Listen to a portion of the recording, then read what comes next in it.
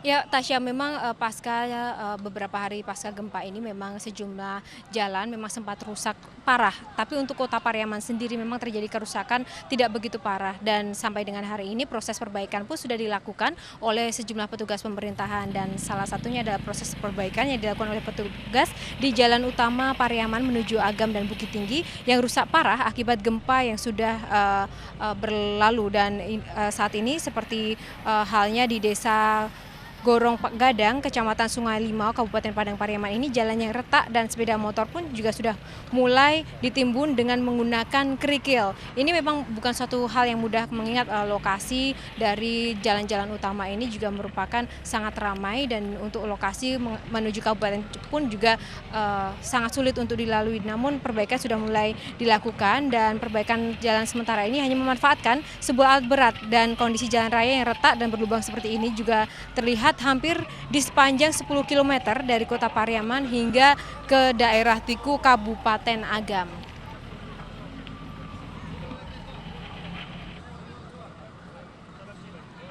Tasya.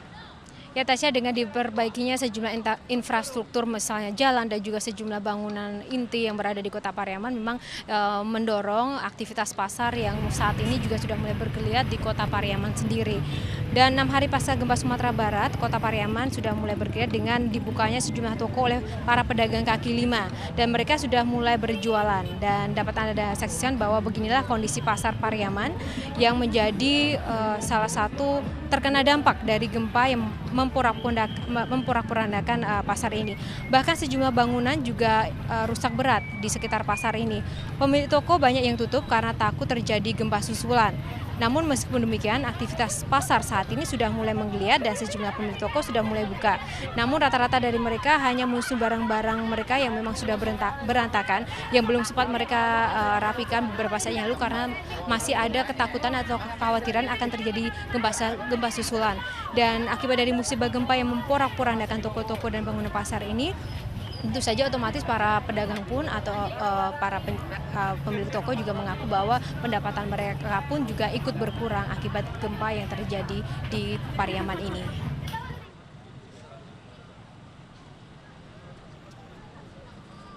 Tasya.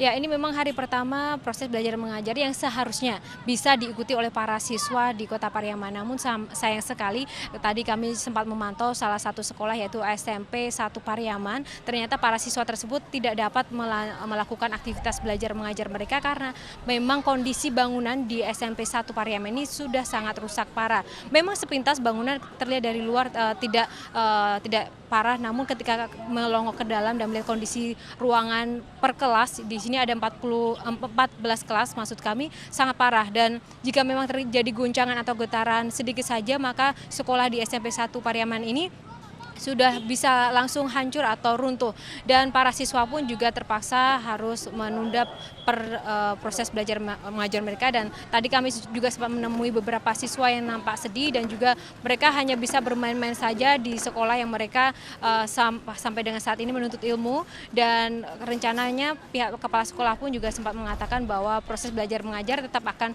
diupayakan dilangsungkan, namun dengan memindahkan seluruh siswa ke gedung sekolah yang masih representatif untuk ditempati, yaitu gedung SMP 4 Pariaman.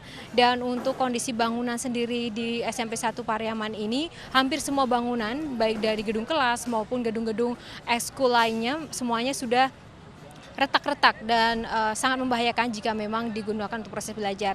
SMP 1 Pariaman ini hanya satu contoh kecil saja dari sekian banyak sekolah di Kota Pariaman maupun Kabupaten Pariaman yang terkena dampak gempa. Dan dari pantauan kami banyak sekali gedung-gedung sekolah yang bahkan lebih parah hancur di sekitar pesisir pantai Pariaman maupun di pelosok-pelosok Kabupaten Pariaman, sehingga membuat ratusan siswa sampai dengan saat ini tidak bisa melanjutkan aktivitas mereka. Dan mereka sampai saat ini membutuhkan bantuan banyak sekali seperti peralatan tulis, pakaian maupun juga alat-alat sekolah lainnya, Tasya. Ya Tasya, untuk proses evakuasi sendiri sampai saat ini masih berlangsung meskipun seperti diketahui bahwa kondisi di Pariaman sendiri cukup sulit untuk menjangkau sejumlah titik yang memang sulit dijangkau karena kondisi medan yang tidak memungkinkan. Namun sampai dengan saat ini tim Metro TV selalu memantau proses evakuasi dan salah satunya adalah proses evakuasi yang kami pantau di wilayah. Ya pemirsa, keterbatasan personil dan juga peralatan memang membuat proses evakuasi tidak maksimal. Dan perlu diingat bahwa besok merupakan hari terakhir evakuasi dan proses evakuasi akan ditutup. Padahal diketahui bersama bahwa di daerah Pariaman ini masih banyak sekali sisi-sisi atau titik-titik yang belum terjangkau sama sekali dan masih banyak sekali ratusan korban jiwa yang masih tertimbun di sana. Demikian Tasya.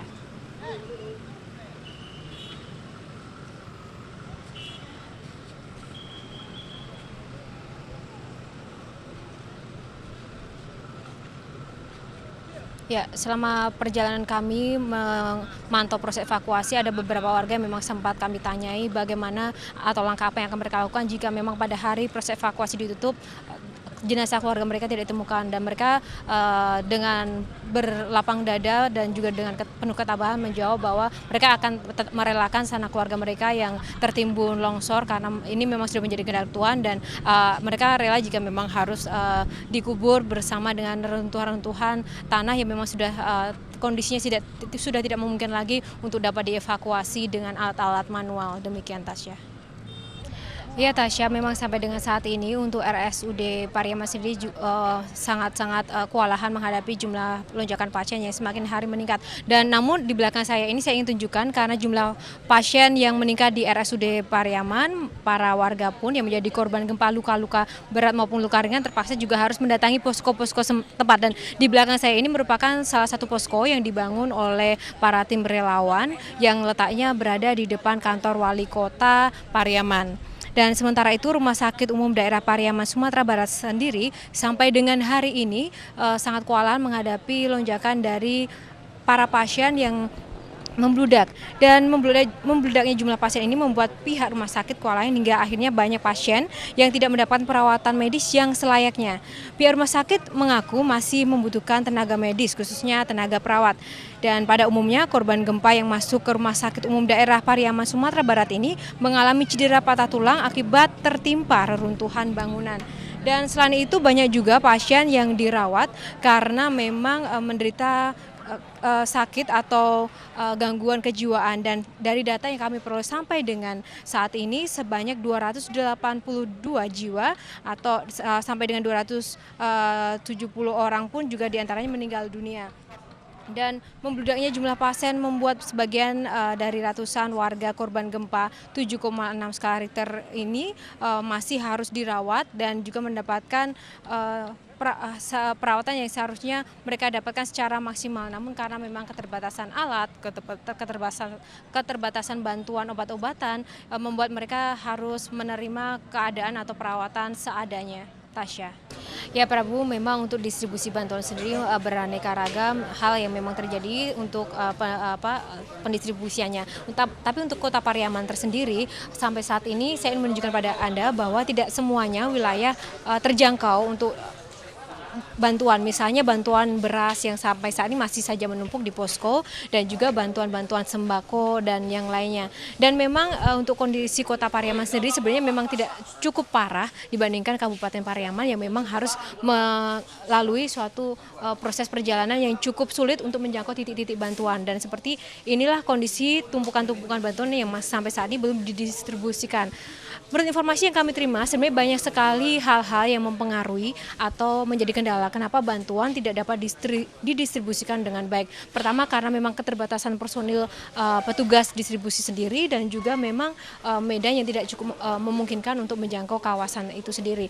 Dan selain beras dan juga sembako, memang tadi saya sempat memeriksa ada satu bantuan yang memang diperlukan oleh setiap warga yang menjadi korban. Misalnya satu tas ini berisi sejumlah bahan atau bantuan. Saya tunjukkan pada Anda bahwa ini terdapat selimut. Dan pemirsa, memang saya merasakan sendiri bahwa untuk kondisi Kota Pariaman sendiri ketika di malam hari sangatlah dingin. Sedangkan beberapa waktu yang lalu saya sempat menemui sejumlah warga yang berada di pelosok maupun di Kota Pariaman sendiri, mereka masih belum mendapatkan selimut padahal cuaca sangat dingin, apalagi untuk anak-anak kecil yang mereka sangat kedinginan sekali ketika malam tiba. Apalagi saat ini kondisi hujan sudah mengguyur Kota Pariaman beberapa hari terakhir ini. Dan selain selimut juga terdapat mukena. Memang diharapkan meskipun menjadi berada dalam kondisi kesedihan dan juga bencana, para warga yang menjadi korban pun juga tetap dapat menjalankan ibadahnya. Dan selain mukena juga terdapat beberapa perlengkapan pribadi seperti pakaian dan juga sejumlah makanan kecil, biskuit, yang penting sekali untuk anak-anak bayi karena banyak sekali ternyata data yang kami terima anak-anak kecil yang baru lahir membutuhkan asupan susu maupun makanan sereal yang khusus untuk bayi sendiri.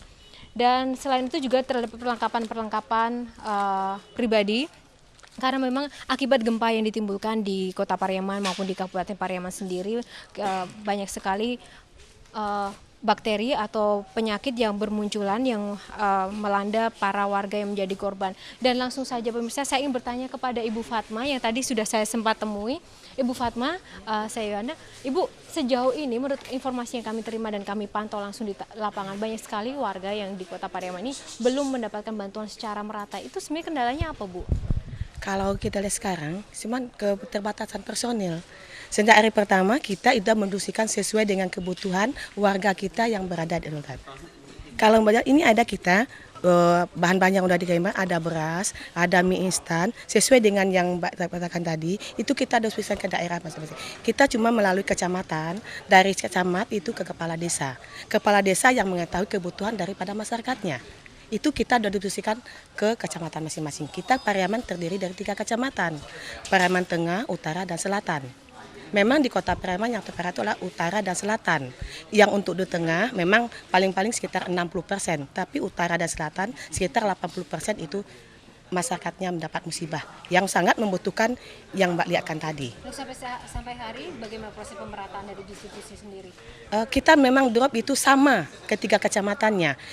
Seperti tanggal 3, hari pertama kita drop apa yang ada pada stok kita distribusikan ke 3 kecamatannya. Setelah hari kedua, stoknya kita masih banyak, kita bagi 3 juga distribusikan ke 3 kecamatan. Ini kalau ini kita ada, itu seperti hari ketiga, tanggal 3, itu ada beras itu 15 ton per kecamatan.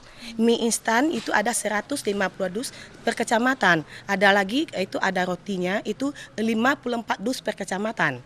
Itu kita berikan sesuai dengan kebutuhan negara. Sampai sekarang itu masih ada stok yang akan kita distribusikan ke 3 kecamatan.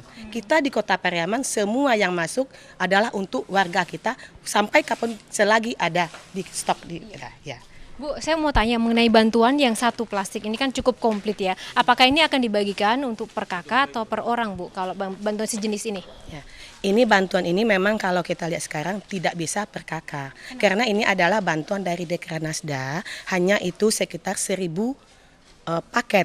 Itu akan kita berikan kepada masyarakat yang betul-betul membutuhkan. Yang pertama adalah kemampuan masyarakatnya. Walaupun rumahnya itu tidak roboh, tetapi sekarang dia memang membutuhkan, kita tetap prioritaskan. Juga bagi masyarakat kita yang memang betul-betul mendapat musibah. Jadi kita prioritas yang pertama memang yang membutuhkan, kedua yang memang rumahnya dapat musibah. Kita akan bagi sama rata dengan sesuai kebutuhan masing-masing kecamatan. Oke, Bu, katanya hari ini akan dilakukan proses pendistribusian ya, Bu ya. Ke daerah mana, Bu, untuk siang ini? Ke 3 kecamatannya. 3 kecamatan ya. Dan pemirsa memang saat ini akan dilangsungkan proses pendistribusian bantuan yang seperti dapat Anda lihat, para petugas sampai saat ini masih mempersiapkan diri mengangkut sejumlah barang. Dan barang-barang yang diangkut ini adalah tenda. Ini merupakan tenda mukim berukuran 4x6 yang akan ditujukan ke sejumlah kecamatan di Kota Pariaman ini. Dan tentu saja proses distribusi ini membutuhkan cukup banyak waktu karena memang wilayah Kota Pariaman sendiri tidak terpusat. Jadi memang ada beberapa sisi-sisi yang menyebar di sepanjang pesisir pantai maupun di tengah kota sendiri. Dan ini merupakan proses yang sedang berlangsung. Memang kondisi posko bantuan di Kota Pariaman ini berbeda dengan di Kabupaten Pariaman. Di Kota Pariaman ini jauh memang lebih tertib dibandingkan di Kabupaten Pariaman. Dan satu hal saja yang perlu saya sampaikan, beberapa saat yang lalu saya sempat bersama-sama dengan salah satu grup atau relawan yang memberikan bantuan di ke Kabupaten maupun Kota Pariaman. Dan salah satu yang menjadi kendala memang biasanya para bantuan yang datang itu terputus atau berhenti di tengah jalan karena diberhentikan oleh para warga yang ingin mendapatkan bantuan. Jadi belum sampai pada tujuan, tapi mereka bantuan sudah diambil oleh warga-warga yang baru berada di setengah perjalanan bantuan tersebut berjalan. Dan itu menjadi salah satu kendala yang sama sekali mungkin tidak akan dapat kita prediksikan. Dan Prabu, demikian yang dapat kami sampaikan untuk kondisi dari proses distribusi di Kota Pariaman ini.